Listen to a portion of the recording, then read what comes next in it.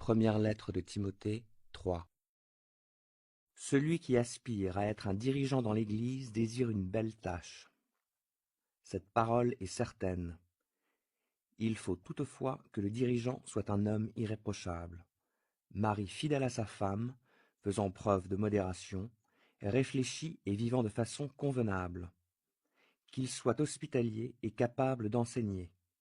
Il ne doit pas être buveur ni querelleur, mais au contraire aimable, pacifique et désintéressé.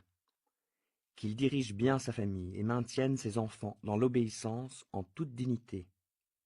Car comment un homme qui ne dirige pas bien sa famille serait-il qualifié pour prendre soin de l'Église de Dieu? Que ce ne soit pas un converti de fraîche date, de peur qu'il se laisse aveugler par l'orgueil et tombe sous la même condamnation que le diable. Enfin, il doit aussi jouir d'une bonne réputation parmi ceux qui ne font pas partie de la famille de Dieu, afin de ne pas s'exposer au mépris public et de ne pas tomber dans les pièges du diable.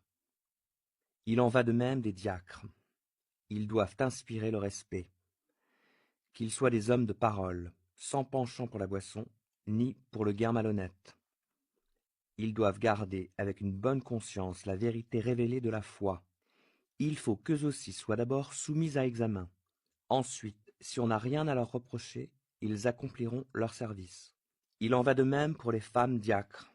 Elles doivent inspirer le respect, qu'elles ne soient pas médisantes, qu'elles fassent preuve de modération et soient dignes de confiance dans tous les domaines.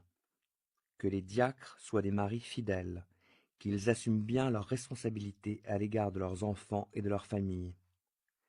Car ceux qui remplissent bien leur ministère acquièrent une situation respectée et une grande assurance dans la foi en Jésus-Christ.